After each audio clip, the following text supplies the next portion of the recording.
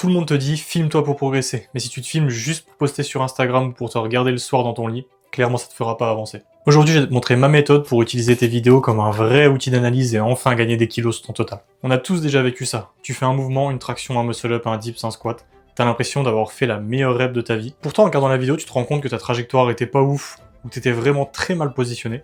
Et cette info, c'est ton cerveau qui va te le donner.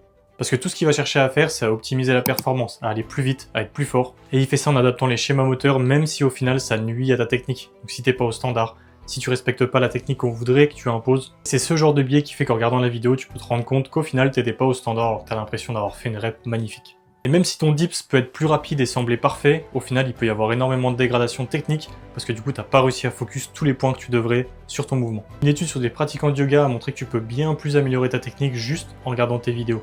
Le fait de se voir en train de faire le mouvement te permet de pouvoir ajuster ta technique, et ça bien plus précisément qu'en juste faisant confiance à tes sensations internes. Et cette amélioration, c'est pas seulement pour les gens qui font du yoga, même si cette étude était basée sur eux, ça peut clairement se transposer à tous les sports. Et donc au streetlifting, parce que c'est le sujet de cette vidéo. En streetlifting, ta perception de ta technique va clairement être impactée par tes capacités du moment.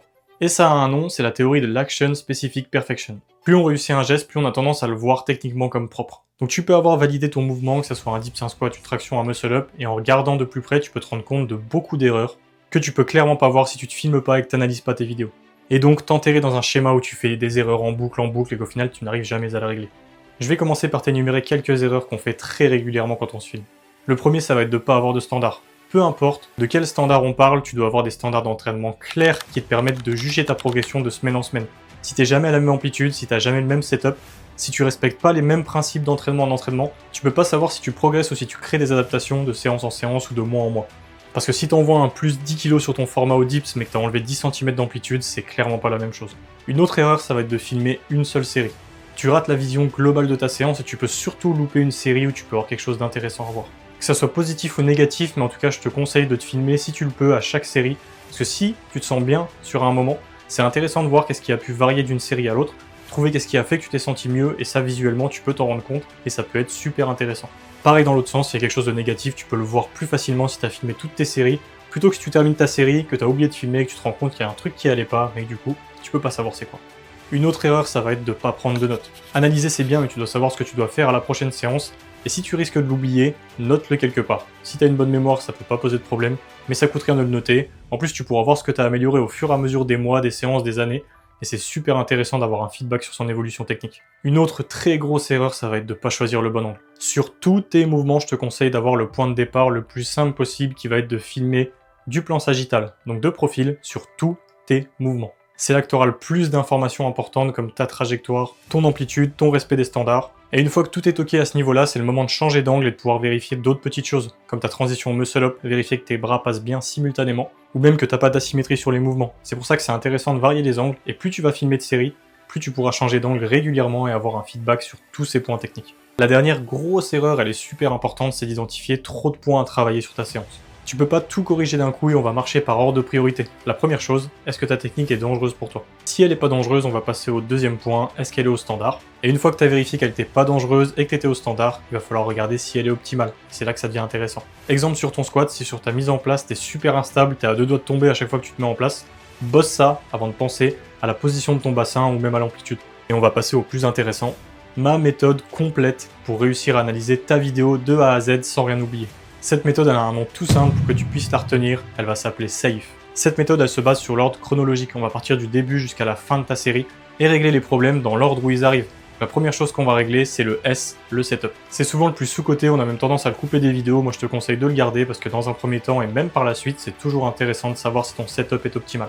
Le setup c'est la base de la perf, par exemple un mauvais setup au squat c'est clairement tirer une balle dans le pied alors que c'est quelque chose qui est très facile à optimiser. Donc on continue la suite de la méthode avec le deuxième, le A, alignement.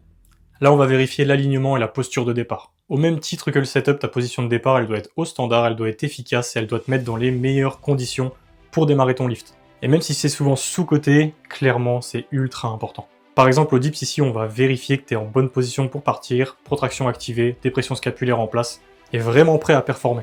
Le troisième ça va être le F, là on entre dans le vif du sujet, le F c'est la forme. Et là c'est le gros dossier, c'est là où on va passer le plus de temps parce que c'est là où il y a le plus de boulot à faire clairement. Les premiers, une fois qu'ils sont en place, ça va clairement être facile à faire. Par contre là, on va avoir beaucoup d'ajustements à faire très souvent, et c'est vraiment là que se situe la perf, c'est le mouvement en lui-même. Et le dernier, ça va être un E pour end. Oui, j'ai fait un petit anglicisme, mais je pense que vous me pardonnerez. Et là, on va parler de la fin. Donc la fin de ton mouvement, tu dois être au standard de la même façon qu'au setup, à l'alignement et pendant ta forme. Donc si c'est au dips, coude verrouillé, position d'attente juste avant de revenir sur la boxe. Au squat, tu dois avoir les genoux verrouillés. Et aux tractions ou au muscle-up, tu dois retourner sur la boxe et pas te jeter par terre par exemple. Pour vous donner un petit exemple, je vais analyser une vidéo avec ma méthode, juste là pour vous montrer ce que ça donne. Bon les gars, pour commencer, je vais vous laisser la vidéo brute, sans mon analyse, et je vais vous laisser faire votre avis. Regardez-moi ça, notez un petit peu vos erreurs et on va voir si on tombe plutôt juste ou si vous êtes assez loin. Pour la première erreur, on va parler du setup. Déjà la prise, elle n'est pas du tout optimisée. Adopte plutôt un strong grip ou un false grip sera beaucoup plus efficace. Ensuite la position de départ, elle est beaucoup trop loin de la barre, donc l'élan est trop prononcé. Et on a aussi l'alignement des hanches qui est pas bon du tout et qui crée un élan en toboggan au départ et qui fait que l'élan est monstrueux et du coup largement optimisable. Ensuite on a un manque de gainage, un manque de hollow, donc on n'a pas la petite flexion de hanche pour garder le poids en contact, on voit que là il bouge dans tous les sens, donc on n'a aucune stabilité. Et à la fin les hanches, les pieds quittent leur verticalité et quittent leur alignement et du coup on perd totalement le contact avec les poids et on rend le keeping quasiment inutile. Donc là déjà sur le début on a déjà beaucoup d'erreurs. Ensuite au niveau du tirage et du mouvement en soi, on peut voir qu'il y a une petite pause et un changement de position des mains en haut de la barre, ce qui peut vous valoir un no-rep en compétition. Et enfin on termine avec la fin de la rep, donc le retour pas du tout contrôlé, posé par terre, ça c'est une très mauvaise habitude. Et pour régler tous ces petits problèmes, ça va être très simple, on va commencer par le setup. La première chose, ça va être d'avancer un petit peu la boxe. Là j'ai pris des parallèles parce que j'ai pas de boxe qui prennent assez de place, enfin en tout cas qui est assez compacte pour la placer à cet endroit là. Mais en tout cas mon setup et ma boxe du coup est plus proche de la barre. Ça va être la première chose. La deuxième, ça va être de prendre un false grip ou un strong grip selon votre mobilité et votre capacité. Et ensuite d'avoir un meilleur alignement au départ pour éviter de prendre trop de balancier et de mieux le gérer. Enfin on va réussir à garder le hollow tout le long pour avoir le contact avec le poids pendant tout le mouvement. Et à la fin, on va éviter la pause sur la barre et revenir tranquillement sur la boxe. Et si toi aussi tu veux une analyse de ton mouvement complète, t'as juste à m'envoyer un petit DM sur Insta et on s'organise ça. Maintenant, on va chercher les grosses erreurs psychologiques qu'il faut éviter pour se filmer efficacement. Première, ça va être de chercher la perfection. Ce qu'on veut, c'est pas une technique parfaite, c'est une technique qui te correspond, efficace, qui te permet de performer. Et parfois, même si ta technique est pas forcément belle, elle peut réunir tous les critères qu'on veut, être au standard, pas dangereuse et être optimale pour toi, et donc te permettre d'être le plus fort possible. La deuxième, on l'a tous déjà fait. Ça va être de se filmer pour prouver ses perfs. C'est à ce moment-là que tu utilises des angles qui sont pas forcément adaptés, qui vont rien t'apporter. Et au final, tu vas te retrouver avec une vidéo qui sera pas exploitable et qui va te servir à rien du tout. Et la dernière, ça va être de trop regarder ces vidéos. S'analyser, c'est bien. S'auto-analyser pendant des heures, c'est pas le but. Le but, c'est pas de trouver tous tes petits défauts et même de trouver des défauts qui servent à rien. C'est vraiment de s'auto-analyser intelligemment, de trouver un ou deux trucs à régler qui perturbent un peu ta perf, qui la rendent pas optimale, ou qui est dangereuse, comme on le disait avant, et de les améliorer pour que ta perf soit plus efficace et que ton lift soit plus optimal. Donc pas de se miner le moral en regardant tes vidéos tous les jours en disant que t'es nul. Que c'est pas ça qui va améliorer tes lifts. Si je devais résumer ça en 3 points, ça va être un bon angle, un point à corriger à la fois, et toujours vérifier que t'es au standard. T'as plus aucune excuse pour avoir les mauvais angles de caméra ou filmer et avoir des vidéos inexploitables. Si t'as kiffé la vidéo, comme d'habitude, tu t'abonnes, tu mets un commentaire, tu partages, ça donne de la force, et on se retrouve bientôt pour une nouvelle vidéo. Ciao l'équipe!